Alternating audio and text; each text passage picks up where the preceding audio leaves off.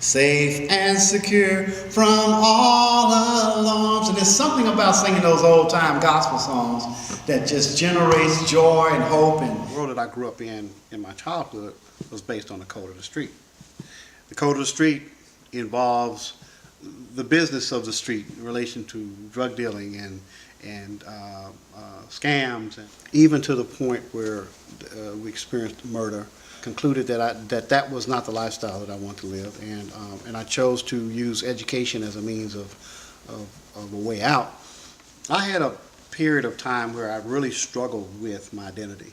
I actually went into the engineering field, and I graduated with an undergraduate degree, and eventually I got my master's degree in mechanical engineering. Success in my career up to the point where I was a director. And being that director, as a corporate executive, became engaged in experimenting with drugs, which ultimately led to an up and down cycle of many years of substance abuse and chemical dependency, particularly with crack cocaine. I had lost hope. It was a very dark period in my life, and I lost everything, and I became homeless. We are about the business of helping people who've fallen on difficult times. One of those people that actually came into our doors was a man named Marvin Iglehart. You know, when I first came into the program, I really didn't have a clue on what I really wanted to do. And I was so lost and broken to the point to where I didn't even have a plan. I came to sleep, I came to get a meal, I was hungry, I was filthy. One of the hurdles that Marvin and guys like him have is the fact that they feel that somehow there's another alternative. I struggled.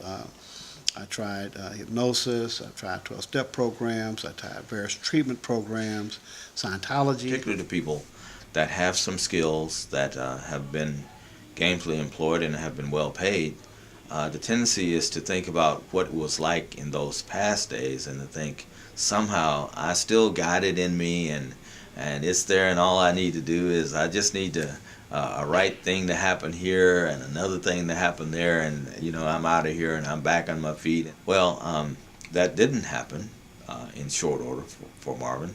I ultimately relapsed, and I went on a demise in a binge on the street, panhandling, asking for some money for something to eat or for my next hit.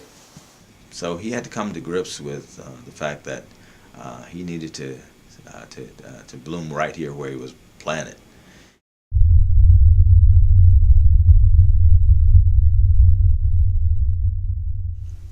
This particular bed is where I slept in, and I had many nights of uncertainty and unsureness about where I was going to go in time. I was just coming down and trying to get a grip on my emotions. I say often to guys that come in here, if the place where you were was so secure, how'd you get from there? And it says the truth shall set you free. And ultimately, sometimes, in some cases, that truth is painful. It was changing the core belief system, the core value system, and therefore changing character. Many hours I spent in here just reading and studying and meditating on God's Word. He's an educated person. So when it came time for the computer laboratory, it wasn't a matter of us teaching Marvin how to use the computer and access the things that he needed to kind of reconnect. It was a matter of him helping other people that were having struggles with math and the reading and the things that they needed to do to qualify for their GEDs. I went from being a part of the problem, being homeless like them, to being on the end of it where I was actually supporting and feeding them. We kind of saw the lights come on and saw a level of humility develop there that wasn't there before.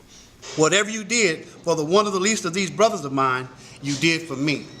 And that is the basis of the Union Gospel Mission for me. Marvin eventually graduated our program, received a standing ovation from the folk that were in the audience that night. We all know that Marvin got a great job. It's been a great story that people like to hear because they need the encouragement that comes from a story like his. So why am I telling this story? Mainly to help other people, to reach out to others in service, to reach out to others in love, to reach out to others in encouragement, to constantly tell that story until I ultimately die. Oh, how I love Jesus because he first loved me.